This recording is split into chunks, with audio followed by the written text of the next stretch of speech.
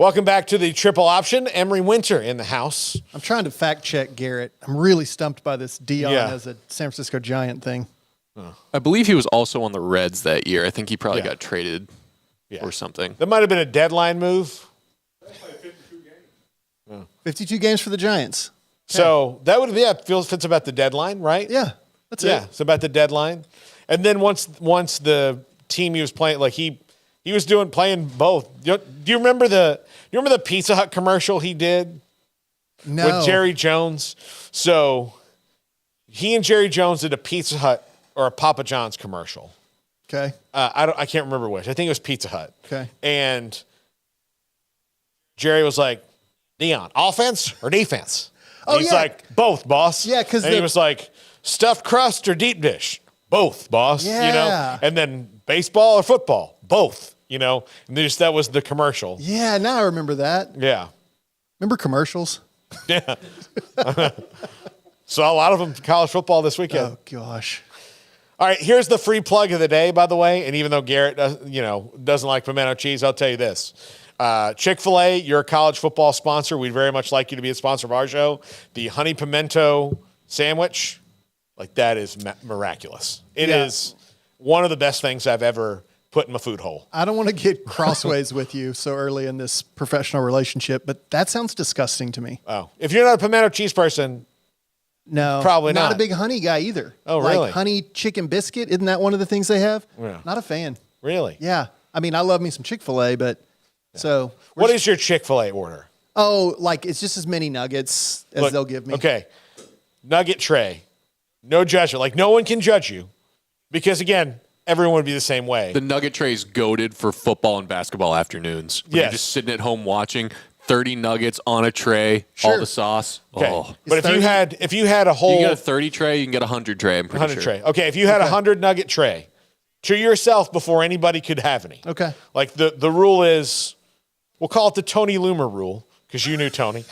Nobody knows Tony. He used to work with us at the radio station, and anytime anybody would bring in food, Tony would get like several passes at it before he even told you it was there. Yeah. So 100 nugget tray, Chick-fil-A. How much time do I have? As much as you want. I think I could probably eat 50 or 60. Yeah. In a decent stretch. Like I don't think I could sit down in an hour. Like if you had like a whole, like one of those like a barbecue, like where it's kind of like one of those all day things where you're going like pool party at somebody's house, you're watching games. Yeah. You know, football Saturday, we're like, hey, come over, we're gonna watch all 3 games. Yeah. We got a 100 nugget tray. This one just says Chris on it. You could clear about half of them. Yeah, I think Grazing over half of them. Yeah, I think Jack, so. what do you think? 100 nugget tray. 3 games, back to back. 3 triple games. Header. Triple header game day. Hang at your buddy's house. The nugget tray It's says not gonna Jack. be healthy, but I'm probably gonna hit at least 70. Oh, Yeah. I was gonna say Jack could hit 100, and I've only known I think Jack I for could 8 days. finish it. Yeah. But lately I've been trying to eat healthier, so I think I'd only be gunning I'll just for say, like, 70. because you think about, like, noon kick or 11 o'clock here, Yeah. but, like, noon, we'll do East Coast times because that's what TV does. Noon, 3:30, primetime game. You're going to watch the best 3 in a row. Okay. Right? You start out with game day, and you just move on in through the rest of the day before bedtime. 100 nugget tray that has your name on it. All day long? All I could day do long. 100 all day long. You could do 100 Jack, all day you long? could do 100 all day long, right? Sun up to sundown? Yeah. Yeah. Okay. Come on. That's easy. Emery Winter, 100 nugget tray with Emery's name on it. In a game. In See? one game. In a Whoa. game. Oh, Wait, Chick-fil-A. whoa. This year it's only getting easier for him. More commercials. I feel like game times are just going to end up going up. I mean, we've got these 4-hour games going Okay, here. here's the deal. We're gonna have to have Chick-fil-A do this for us. We're gonna have to see. The hard part in your hypothetical is me trying to explain to my 8-year-old that those are mine. Like that I don't have any for her. Sorry, babe. I only have 100. We'll just have to get it. Have them come here in the studio. We'll watch games all day long. Okay. And we'll do the thing. We'll just go and Hey, see. Paul, find me a free Saturday then. We'll figure it out. I did 24 on Saturday just at lunch with my kids. So that's a quarter of the way just at lunch. Okay. So- there we go. All right. We'll figure it out. I'm gonna figure this out. Time for a break? Did we Yeah. just burn an entire segment? Yeah. No. Okay. much like your stomach after you eat 100 of anything, upsets this weekend. Nice. Segue. That's professional broadcasting right there, guys. Yeah, that was but honestly, Chick-fil-A, we'd like to do this challenge. Sure. We would, and just bring me a couple sandwiches. I'm fine. Although I love the nuggets as well, but I'm not going to pretend like I can do that. I think we got another half hour in this, if they can get here quick. Yeah. So, all right. Baylor loses to Texas State. Mm-hmm. Like you mentioned in the last segment, a huge win for the transfer portal because that team is all transfers. Yeah. All transfers. And then Wyoming over Texas Tech in a game where, that one, I'm sure they were a little nervous about Tech going into Wyoming's place. Yeah. That's one of those things that'll get you. Those 2-for-1s, which I think is what they did with Wyoming. Yeah. Where they get 2 Wyomings and they go their place once. I think it's great. Like, I wish more teams would do that because I think it's great for the fans of Wyoming to have a P5 team rolling in. Sure. And that place is football crazy. You saw it the other night. Yellow and brown jerseys like the 75 Padres. Yeah. Those are cool uniforms. Yeah, exactly. Cool colors. Just they're there and win in overtime. And Texas Tech, a team that was rolling on the hype train, right now, a little bit derailed. Now, look, they haven't gotten into the Big 12 season yet, and Joey McGuire has an opportunity to rally the troops, but I have a feeling that in Lubbock, they were looking a little too forward to Bo Nix and the Ducks coming in this week and forgot that Wyoming was there until they were losing in the fourth quarter. Yes, which I think, I can't speak for the Texas Tech fan base, I think looking ahead, dropping a season opener to Wyoming is a forgivable sin. I do. I think that Coach McGuire he's not on thin ice. He's got capital built up there. Nobody likes when they lose, but again, Mike Norvell lost to Jacksonville State a couple years Right. ago and then just did what he did last night. Right. The cycle spins a lot faster than it used to. Yes, it does. I think losing to Texas State is an unforgivable sin is a really harsh term when you're talking about. How do you bounce back from that? Year 4 for Dave Aranda, 2 years now removed from the Big 12 title, that stuff should not be happening. Yes. That should not be happening, especially when the schedule is outside of who you play. They got 8 home games. Right. To win the Big 12, I kind of theorized that Baylor needed to be 7-1 at home. And now the likelihood of them going now 7-0 at home and 2 of the home games coming up, just two of the next 3 home games are Utah this week and Texas in 3 weeks. Yeah, they're or 2 weeks, whatever it is. That one felt like my brain constantly goes back to like precedent, like what I experienced. So my wife and I went to the game Saturday. What I experienced, what did that remind me of? In my freshman year in college, I was at Blinn wanting to go to Texas A&M. Mm-hmm. And that was near the end of the RC era. And they lost to Southwestern Louisiana early in the season. And that was it was already, at the times, there were rumblings about RC maybe being past his prime. Well, I mean, then right after that, he won the Big 12, but yeah. Yes. No. Yeah. He did win the Big 12, 98? Yeah. But that loss to Southwestern Louisiana, that's what it felt like Saturday. Yeah, I remember that one. Yes. I do. I mean, growing up an Aggie fan, I remember it well. I remember seeing it on the bottom of the screen and going, ESPN's got that wrong. Yeah, no, that's a mistake. I mean, the game wasn't on TV because not everything was on TV back then. Right. I was like, no. Well, they'll fix that in the 11 o'clock They'll fix Sports that Center. when they Herb, come on, Herb. Chiron's wrong. Come on, buddy. Oh, Herb, he's been here since the beginning. No, it did.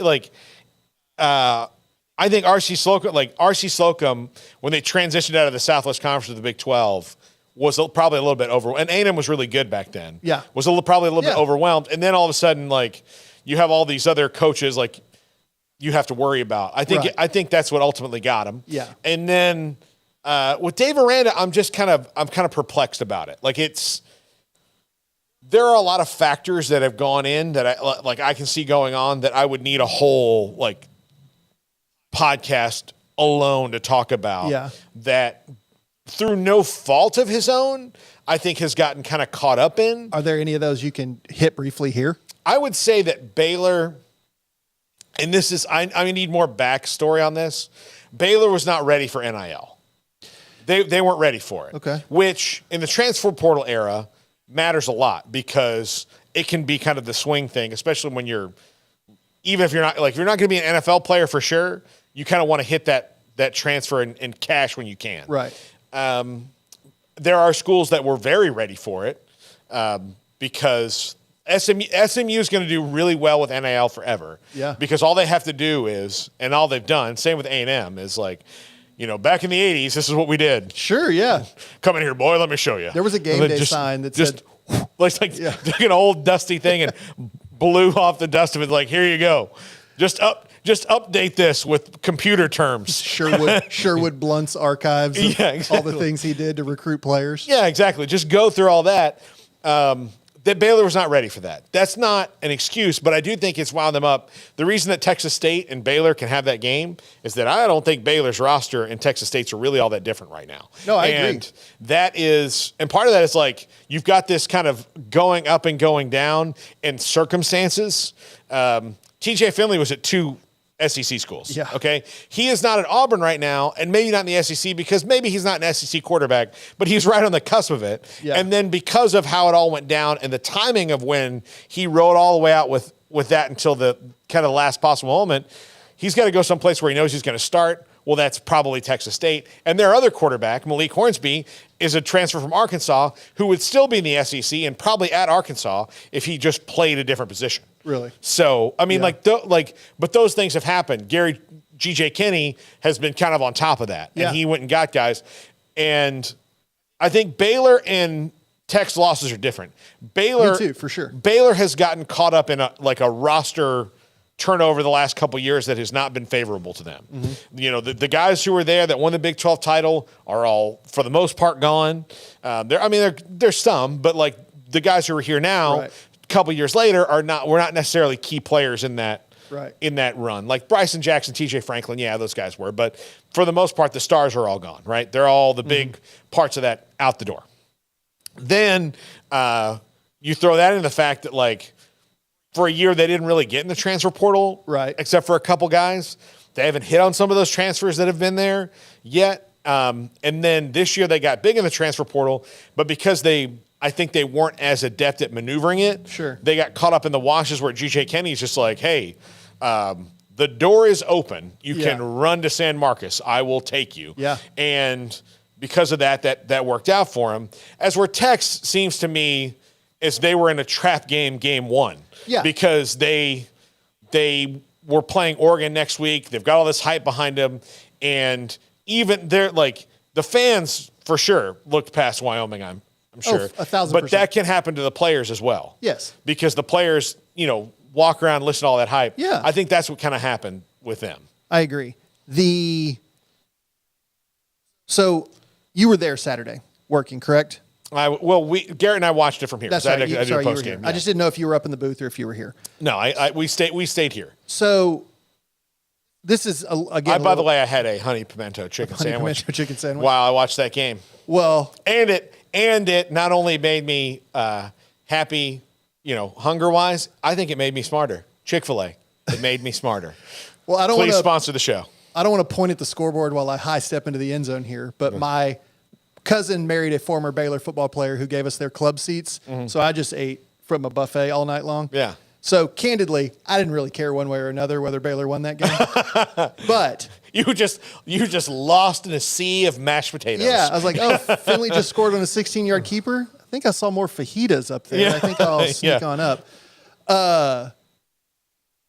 Dude, nothing will ruin the experience of a college game than the fans at a college game. So you mentioned guys who are here and who aren't here from the 21 Big 12 Championship team. Blake Shapen is still here. I don't think I realized that he was such a lightning rod. I understand quarterback position is a lightning rod. But, dude, I was sitting around people, grown adults, that were screaming, "You are trash. You've been trash for 2 years." I'm not a football expert, but am I misguided in that Blake Shapen was the least of their problems the other night? Oh, it's but he got a little bit of like the Charlie Brewer on him where, there are things that Blake Shapen could have done better. Yeah. And Blake Shapen might be at the peak of his talent. We don't know. But like that's maybe like the worst thing that's going right now. But he was also given very little opportunities. I think here's what I think. I think people are all secretly afraid of offensive linemen because they're big guys. Okay. And they think if they just say, hey, the offensive line stinks, yeah, he might not be able to say, like, do anything about that on the field, but he can sure beat me up. Yeah. So they don't say anything. And plus the offensive line is 5 guys. Baylor's problem the other night, and the reason they lost that game, really had nothing to do with the skill positions. We knew their secondary was going to struggle, and have growing pains. Struggle would have been the strong word. I thought they were going to have growing pains. But what we did not expect was that Texas State would run right through on offense and defense the big guys up front. Baylor had no answers up front on either side of the ball, and that was the biggest surprise. Now, granted, they had 4 new starters on the offensive line, and the one that came back, Gavin Byers, actually when they took him out of the lineup last year, when Khalil Keith came back, they played better. So, like, there's a lot of questions with that offensive line for Baylor, and I don't know how quickly you can get those solved when Utah's the team that you have to solve it against, who if Texas State can run through you, logic will tell you that Utah, one of the toughest defenses in the country, will do that to you as well. Sure, yeah. And I hate it. Like, look, I know that this is an independent thing, and you guys especially are media professionals, but this is where we live. We have people. I have people that I know and really like that work for the football team. Nobody wants them to be bad and struggle. I don't think it's a lie. I don't think we've ever shied away from it. When things are better at Baylor, things are better for us. Yes. Like, not that we're going to sit there and actively I'm not going to run down to the sideline and cheer them on, right? Because that's not my job, right? But I'm not going to deny. And this is the same case. And this is the thing you ride in the sports media. And sometimes you become too much fan media. Yeah. But look. In the 90s, when the Bulls won 6 titles, it was super good to be in sports media in Chicago. Sure, yeah. When in Boston, when anybody's winning a title, it's super good because everything is humming, And if you're bad for too long, ask anybody who's got a Detroit Lions podcast. They're just now starting to get some juice. Does that exist? Yeah, all right. Locked on Lions. I've been doing Cowboys podcasts when I did. I've been on a couple of different Lions podcasts. And it's Dan Campbell into a pseudonym. Right now they're excited because there's some actual juice. But that's true. Believe me, 4 years ago, hopping on a Lions podcast or a Lions radio station, be Cowboys are playing the Lions this week. We got Paul Catalina here. Locked on Lions daily podcast on the Detroit Lions. Matt Derry brings you a daily podcast on your Detroit Lions in the NFL. Are there any photos? I was on that show. You've been on that? Is there any photos? Does he wear a Scott Mitchell jersey? When he hosts I pulled it up on Spotify, man. We had Scott Mitchell on the show about 3 weeks ago, by the way. Okay. Yeah, he's all my throwback references are landing. Utah color analyst, by the way. Yeah. So can I hit 2 other things from the Baylor game from being there that I noticed? Number 1, place was about 70% full. Mm-hmm. So now again, it's hot, a lot on the visiting side, but on the home side, it wasn't packed out. It didn't feel just from the numbers like everybody was super jazzed about it being football season. The student section was surprisingly good at the start. Yes. Once they didn't have something to root for and cheer for, it fell apart. But at the start, they were surprisingly good for Texas State. The line was awesome, the yellow-shirted kids. And 2, now I may be looking at this a little bit through the lens of having watched Texas State kind of dominate that game from start to finish. But there was never a moment in that game where they thought they weren't going to win. When they came out of that tunnel, and then very quickly in that game, chirping, there's always talking going on, right? Every guy thinks he's the best guy on the field. But Texas State's receivers were nonstop chatter because they just flat thought and knew they were better than the guys that were guarding them. So it was jarring. Yeah. It was jarring to see. Yeah. It was. And the Big 12, again, they're when you're talking about the biggest upsets of the week, they were all 3 of them. Yeah. And maybe Fresno State beating Purdue, that one could have been. Don't hurt me, Paul. Yeah, sorry. It was a rough weekend for Jack. Oh, I'm sorry, really Jack. rough. Also, Jack, you some nuggets. Jack does a podcast, College Football Chaos, over on Crystal Ball College Football with Garrett, and let his podcast host talk him into making a bad pick last night. So That's the thing that happened. Did you pick as well. LSU, Jack? I picked LSU not because of Garrett, but because of your co-host Paul on Thursday. Oh, because of Pierre? Yeah, I just didn't want to be the same as Pierre because we would have had the exact same picks, all 5. So whoever loses the pick'em has to do a punishment, which is Garrett. He has to wear Alabama stuff this week. We have a different set of punishments, and that one's burned, and that one's the easy one. Yeah, we need to find the killing our way through the SEC shirt. Yeah. So anyway, but yeah, that's the TCU loss is. It's actually probably the easiest one of all of them. Not for TCU fans, but nobody's talking about TCU. Nobody's like, "Holy crap, what's wrong with TCU?" No. You and I both are logical humans. We looked at Wyoming Tech and said, "Yeah, trap game, first game of the season." The Texas Tech Baylor one is the one that stings the most. Not even personally. It leaves a lot of questions. If you've got Utah this week, you've got Texas 2 games after that. If you got to go on the road to UCF to the bounce house in their first ever Big 12 home game, I'm not even in October yet. Yeah. And I've got bigger questions than I had because I thought if Baylor could come out of September 3-2, then that was going to be a good sign because Utah and Texas, I was never going to pick Baylor in those games. And they could have won them. You know, I just didn't know. Right. But this is the least able I've been to wrap my arms around who Baylor's going to be. Yeah. And that's going to happen. What's happening at Baylor is going to happen to a lot of teams because of the way that rosters shuffle in and out now so quickly.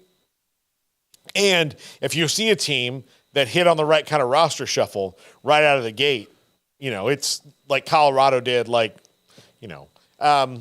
where I'll compare Colorado, Texas State to what Florida State looks like right now is that it's been a 3-year process with them, 21, 22, and now of building up this transfer portal and trying to get people to make it. Like Deion will have some of those growing pains because that's just sports. Yeah.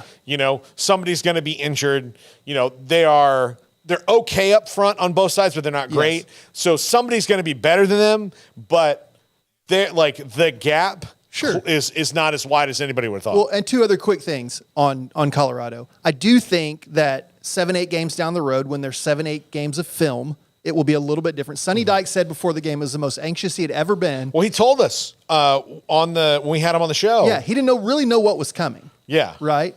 And then 2, Travis Hunter deserves everything everyone says about him today. It's going to be really hard to do that for 13 or 14 games and stay healthy and not stay fatigued or not get fatigued.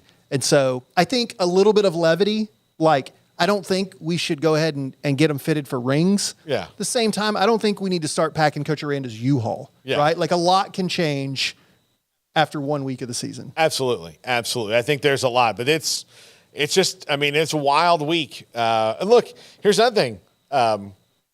We didn't mention North Carolina and South Carolina. Yeah. That's another ACC win over the SEC. And even though it was just 14 points, pretty emphatic that Spencer Rattler, who had a pretty good game outside of getting absolutely pummeled. Yeah. I think he got sacked 9 times. Yeah, Carolina's defense was way better than I think anybody thought they were going to be. Yeah, Gene Chizik and Mac Brown back to their old 05 tricks. Wow. Yeah, or 04, I don't know. When did Chizik leave? Was he on the 05 DC? I think Chizik was their DC. Yeah, I think he was 05. Muschamp? No, he was the 05. Coaches in waiting. I think Muschamp took over for Chizik when Chizik went to Iowa State. Okay, I get all before he went to Auburn. I don't know, whatever it was, but because Chizik was at Auburn. I don't know. I got to get back to my timelines right. When we come back, we'll talk a little bit about, we didn't get to talk about the ACC and what they did. Yeah. Plus, we got to look ahead to 2 really huge games this week. One that's an 0-1 team versus a 1-0 team in Tech and Oregon, and Bama and Texas. Round 2 is this Saturday. Woo. That's coming up next. This is the Triple Option on 365 Sports. If your business